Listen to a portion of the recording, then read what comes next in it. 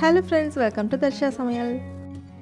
பார்க்கவே நல்லா டெம்ப்டிங்காக அட்டகாசமாக இருக்குல்ல. டேஸ்ட்டு அதை விட செம்மையாக இருக்குங்க. கீரையே சாப்பிட மாட்டேன்னு சொல்கிறவங்களுக்கு இந்த மாதிரி செஞ்சு கொடுத்து பாருங்கள். காரம்னாலே ஆந்திரா தான். ஆந்திரா ஸ்டைலில் இன்றைக்கி பாலக் போட்டு பாலக் உள்ளி காரம் தான் செஞ்சுருக்கோம். இதுக்கு முன்னாடி இந்த மாதிரி நீங்கள் செஞ்சுருக்கீங்களா அப்படிங்கிறது டவுட்டு தான். செஞ்சு பார்த்தீங்க அப்படின்னா கண்டிப்பாக திரும்ப திரும்ப செய்வீங்க. அவசர காலத்தில் கண்டிப்பாக இது கை கொடுக்கும். 2-3 நாளைக்கு தாராளமாக வச்சு சாப்பிட்லாம். நல்ல சுட சுட சோறில் ஒரு ஸ்பூனு போட்டு அப்படியே கலந்து சாப்பிட்டா அப்படி இருக்குங்க. பார்க்கவே எவ்வளோ கலர்ஃபுல்லாக இருக்குல்ல. இந்த ரெசிபியை எப்படி பண்ணுறதுன்னு பார்க்குறதுக்கு முன்னாடி நம்ம சேனல் இட்ஸ் தர்ஷா சமையலை இப்போ தான் நீங்கள் ஃபர்ஸ்ட் டைம் பார்க்குறீங்க, இன்னும் சப்ஸ்கிரைப் பண்ணல அப்படின்னா மறக்காமல் சப்ஸ்கிரைப் பண்ணிட்டு பக்கத்தில் இருக்க பெல் ஐக்கானை கிளிக் பண்ணிக்கோங்க. சப்ஸ்கிரைப் பண்ணிவிட்டு நீங்கள் கிளிக் பண்ணுற அந்த லைக் பட்டன் மூலமாக தான் என்னோடய வீடியோஸ் நிறைய பேருக்கு ஷேர் ஆகும். அதனால் மறக்காமல் லைக் பட்டனை ஒரு கிளிக் பண்ணிக்கோங்க. ஒரு கட் பாலக்கை நல்லா க்ளீன் பண்ணி எடுத்தாச்சு. ஒரு 2-3 தடவை நல்ல தண்ணியில் வாஷ் பண்ணி எடுத்தாச்சு. இனிமேல் எப்போ கீரை வாங்கினாலும் சரி இந்த மாதிரி நல்லா வாஷ் பண்ணிவிட்டு கொஞ்சமாக உப்பு, கொஞ்சமாக மஞ்சப்பொடி இது எல்லாத்தையும் சேர்த்து நல்லா கலந்துவிட்டு ஒரு 10 நிமிஷம் அதில் ஊற வச்சு நீங்கள் எடுத்துக்கோங்க. மேக்ஸிமம் ஒரு 15 மினிட்ஸ் வரைக்கும் இருந்தால் நல்லாயிருக்கும்.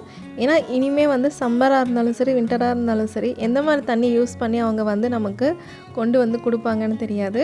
எந்த இடத்துல வளருது அப்படின்றது நமக்கு தெரியாது. அதனால் நம்ம கொஞ்சம் முன்னெச்சரிக்கையாக இந்த மாதிரி இருந்துக்கிறது நல்லது. அதனால் எந்த கீரை வாங்கினாலும் ஒரு 10 நிமிஷம் உப்பு, மஞ்சப்பொடி போட்டு ஊற வச்சு அதுக்கப்புறம் நம்ம வாஷ் பண்ணி எடுத்துடலாம். ஒரு 10 நிமிஷம் கழித்து திரும்பவும் ஒரு நல்ல தண்ணியில் ஒரு 2 தடவை நம்ம கழுவி எடுத்துடலாம். இப்போ கழுவி எடுத்தாச்சு. இதை நம்ம ஒரு 4-5 பாலக்கை எடுத்து இந்த மாதிரி நீட்டை வாக்கில் ஒன்று மேலே ஒன்று வச்சு ஒரு தடவை ரோல் பண்ணிக்கலாம். ரோல் பண்ணிவிட்டு நம்ம சென்டரில் கட் பண்ணிடலாம். இந்த மாதிரி கட் பண்ணிவிட்டு ரொம்ப பொடிசாக நம்ம கட் பண்ணிக்கலாம். குட்டி குட்டி பீசஸாக, அப்போ தான் நம்ம தொக்கு செய்கிறதுக்கு கரெக்டாக இருக்கும். இந்த அளவுக்கு நல்ல மெலிசாக கட் பண்ணிட்டோம் அப்படின்னா நம்ம வேக வச்சு குழந்தைங்களுக்கு கொடுக்குறப்போ ஈஸியாக சாப்பிட்ருவாங்க. அதை எடுத்து வைக்கவும் மாட்டாங்க. இதே மாதிரி எல்லாத்தையும் கட் பண்ணி எடுத்ததுக்கப்புறமா நாம் மசாலா அரைச்சி எடுத்துக்கலாம். ஒரு 10 பல்லு பூண்டு, 2 மீடியம் சைஸ் வெங்காயம் கட் பண்ணி சேர்த்துடலாம். கூடவே தேவைக்கு ஏற்ற மாதிரி உப்பு சேர்த்துடலாம். ஒரு 1/2 டேபிள் ஸ்பூன் அளவுக்கு சீரகம், 1/4 table spoon Kashmiri Mirchi, 1 table spoon மிளகாய் பொடி, 1/2 டேபிள் ஸ்பூன் மல்லிப்பொடி. இது எல்லாத்தையும் தண்ணி இல்லாமல் நல்லா ஃபைன் பேஸ்ட்டாக அரைச்சி எடுத்துக்கலாம். வெங்காயத்துலேயே தண்ணி நிறைய இருக்கும் அப்படிங்கிறனால தண்ணி வேணுன்ற அவசியம் இல்லை. அது இல்லாமல் நம்ம தொக்கு தான் செய்கிறோம்.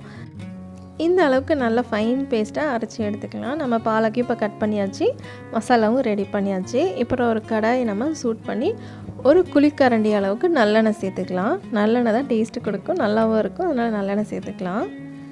இப்போ 1 டேபிள் ஸ்பூன் அளவுக்கு கடுகு, சீரகம், கடலைப்பருப்பு எல்லாத்தையும் சேர்த்து நல்லா பொரியிற அளவுக்கு வதக்கிக்கலாம்.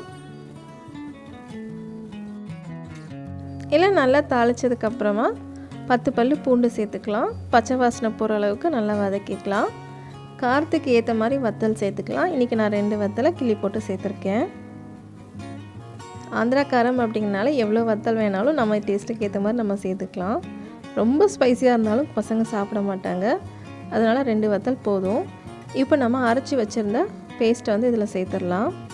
பச்சை வாசனை போகிற வரைக்கும் நல்லா எண்ணெயிலே வதக்கி விட்டுக்கலாம். எண்ணெய் நல்லா கலந்து அதுக்கப்புறம் திரும்பவும் பிரிஞ்சு வரும். அது வரைக்கும் நல்லா வதக்கி விட்டுக்கோங்க.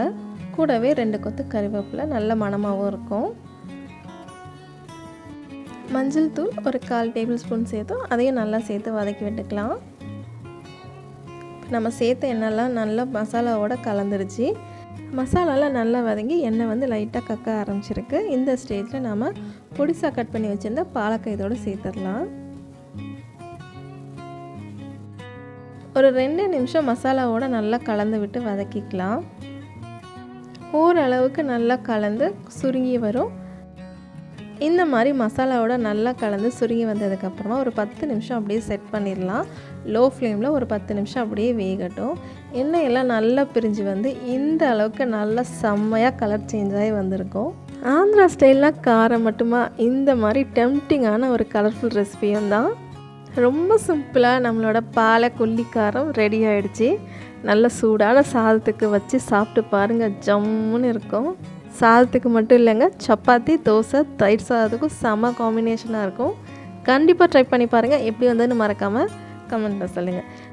கூடவே கீழே இருக்க லைக் பட்டன், அதுக்கும் கீழே இருக்க சப்ஸ்கிரைப் பட்டன், அதுக்கும் சைடில் இருக்க பெல் பட்டன் எல்லாத்தையும் ஒரு கிளிக் பண்ணிக்கோங்க. இந்த மாதிரி செம்ம டெம்ப்டிங்கான டிஃப்ரெண்ட்டான ரெசிபியோடு உங்களை மீண்டும் சந்திக்கிறேன். அன்டில் தென் பாய், டேக் கேர்.